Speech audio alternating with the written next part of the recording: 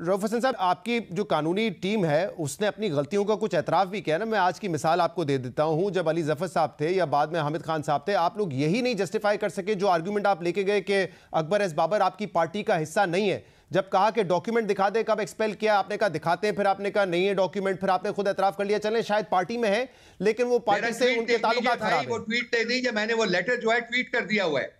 नहीं, आपने ट्वीट किया होगा, लेकिन जब मैंने तो कोर्ट की समाअत देखी है, लेकिन कोर्ट के सामने पेश करें ना, ट्वीट करके क्या होगा? आपके वकील वहां पे मौजूद है, उनसे कहा, उन्होंने कहा मेरे पास है। मौजूद नहीं था उस वक्त, वो कर रहे थे, मैंने उनको भेजा, फिर बाद में उस वक्त तक वो द टाइम हैड पास्ड। नहीं, बट इसके बाद मौजूद था, पूरा डॉक्यूमेंट मौजूद है मेरे पास। आप चाहेंगे तो आपको कॉपी भेज देता हूं उस पूरे डॉक्यूमेंट।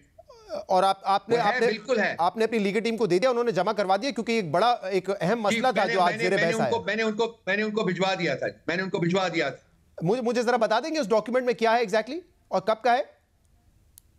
ये जी मेरे सामने ये डॉक्यूमेंट है, अगर आपका कैमरा ये देख लीजिए, ये पाकिस्तान तहरीक-ए-इंसाफ पे आ रहा है, आपके सामने आ रहा है, इसको देख लीजिए। इसका ये पेज है, बाकी सारी पूरी जो उसकी तमाम की तमाम जो उसकी रुदाद है वो उसमें बयान की गई है, और ये लास्ट पेज है इसका, ये आप देख लीजिए। आपको नजर आ रहा है? नहीं, मुझे नहीं आ रहा। आप अगर मुझे बता दें तारीख क्या और एग्जैक्टली क्या कहता है ये तारीख है जी, इसकी है तारीख 26 सितंबर 2011, और ये लेटर पढ़ता है, dear mister Akbar S Babar, you were served with show cause notice on 3rd of September 2011 wherein the allegations are self-explanatory. You did not reply to the show cause notice dated 3rd of September and instead opted to write a letter to the chairman, Mr. Khan, dated 11th of September, wherein you made the following voluntary declaration. Quote, although the action of leveling baseless charges and removal from मुझे समझ आ गई कौन सा ये है, मुझे समझ आ गई कब का है, 2011 का है, लेकिन इसके बाद इलेक्शन कमिश्नर ऑफ पाकिस्तान ने गालिबन उनके हक में फैसला दिया।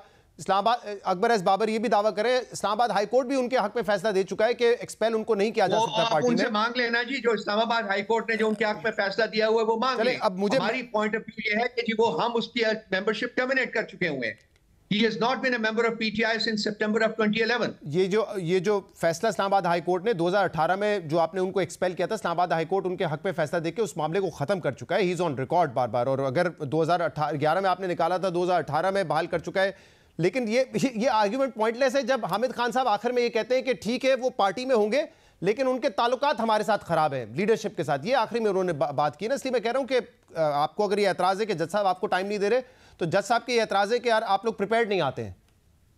देखिए, मैं आपको हाइपोथेटिकली आपसे बात करने के लिए, अगर हम कुछ देर के लिए मान ले कि वो पार्टी के मेंबर भी हैं, चले उनको चाहिए था कि अपना नॉमिनेशन पेपर सबमिट करते। उस दिन मैं सेंट्रल सेक्रेटेरिएट में बैठा हुआ था और हमारा जो डेडलाइन थी पेपर सबमिट करने की वो था 3 बजे दोपहर को।